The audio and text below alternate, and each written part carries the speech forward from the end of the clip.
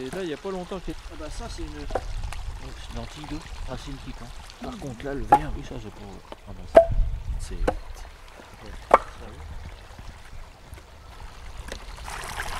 Vert des lieux. Ouais. C'est comme... Au bout de la maison. Puis je suis sûr que tu continues à... On va pas...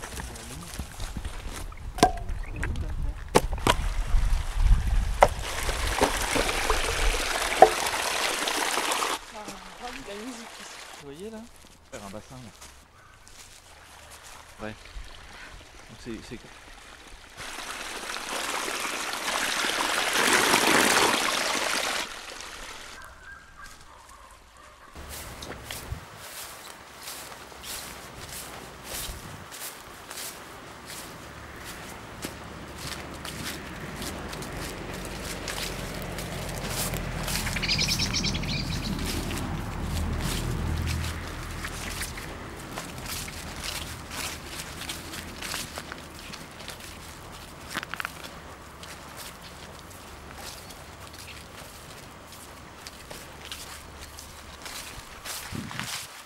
Bélier Hydrolo est élevé, fermé par la soupape continuellement soit d'eau H. Par suite de la vitesse qui s'annule brusque, un choc violent. Pression due au coup de surface de l'eau du libre soit étatesse de l'eau, c'est une fois mise en marche, renouveler l'air. Fonctionner sans interruption des dispositifs dire aussi que l'use vite. Jadis, de la délie. L'aide non sur le bout de l'ami. Pronémiavis. Ce qui se scelle, la langue apporte comme son cœur, nature animale, à amener avec air. Et leur pain se trempe, on se concentre, et ça se crée, peur, sut. Et de presque sûr que la présence fasse mêlant plus de princesse de profonde, que l'Aeus reste de petit, la toile de neige, la conne, à elle d'un front noir, or à la voix perçante de rocher, notre figure dans laquelle, lui voulant crier, dans l'air.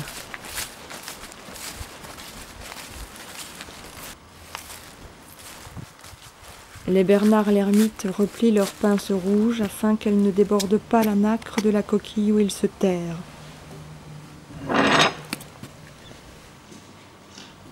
Le pagure est le maître du pagus, ce qui revient à dire c'est le maître de la coquille abandonnée. Toute langue est une coquille abandonnée.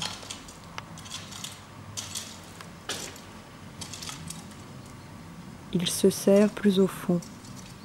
Leurs pinces tremblent à l'idée qu'elles puissent les découvrir.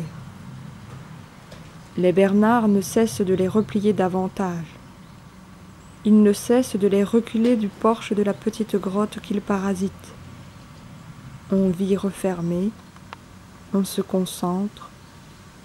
C'est tellement plus intense de vivre refermé qu'ouvert.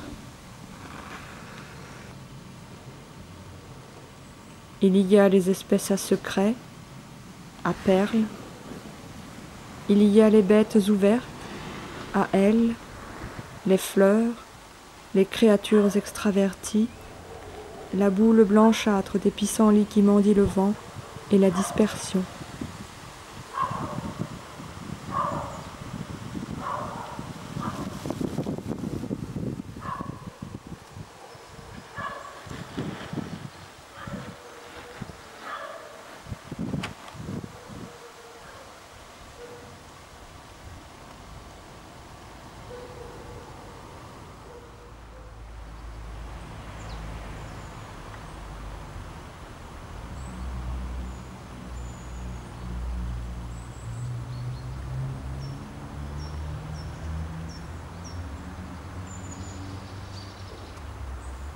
Partout l'âme est un secret. Ce qui se montre est un corps. Ce qui se scelle est une âme. Un homme qui dit son nom secret n'a plus d'âme.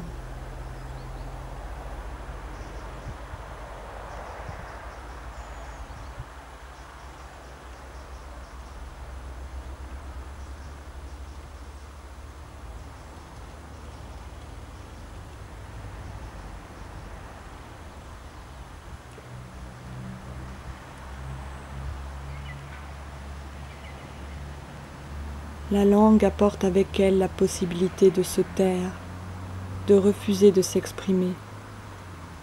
Elle l'apporte comme son cœur,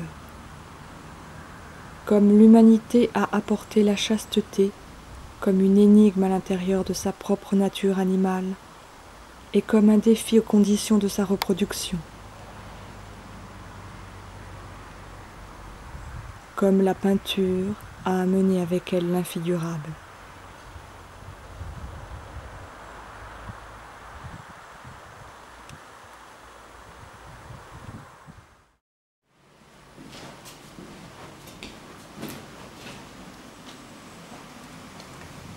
Ce qui nous regarde, ce qui est fait pour nous, ce qui nous correspond, ce qui est plus nous-mêmes que nous-mêmes, consiste en ceux qui nous firent, dans la figure à laquelle ils se plièrent lorsqu'ils nous firent, c'est-à-dire ceux qui nous regardent au fond de la figuration.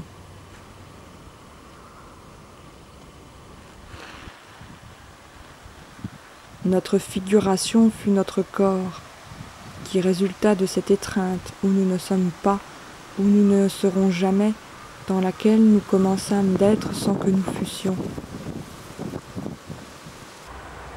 Voilà en quoi consiste le tabou de la curiosité.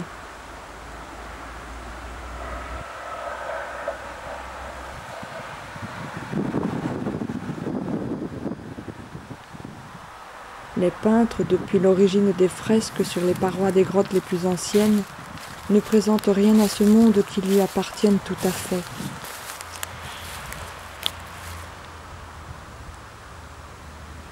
Ils représentent la présence fascinante. Ils représentent la scène qui est pour chacun, individuellement, invisible.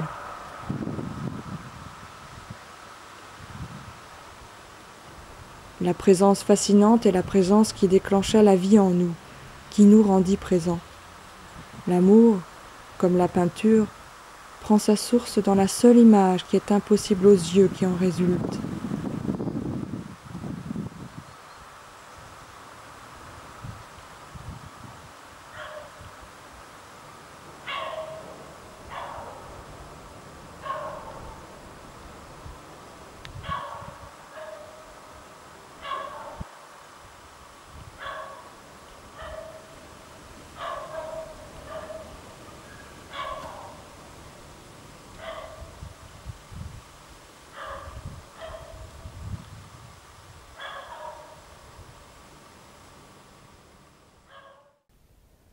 La voix propre à chaque peintre est fascinée. Un vrai peintre ignore ce qu'il fait. Parfois le peintre croit qu'il est comme un aigle avec sa serre au-dessus des levreaux des images, alors que tous les peintres sont des levreaux, des rats, des petits passereaux sur lesquels s'ouvrent le bec et les serres du grand aigle des images nocturnes qui dressent à plusieurs reprises chaque nuit leur fascinus.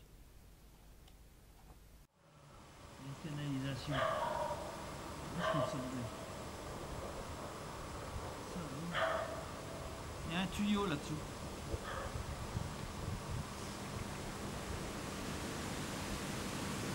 Fascinus, soudain, nous tombons nez à nez avec la mise en scène qui fait de nous son élément.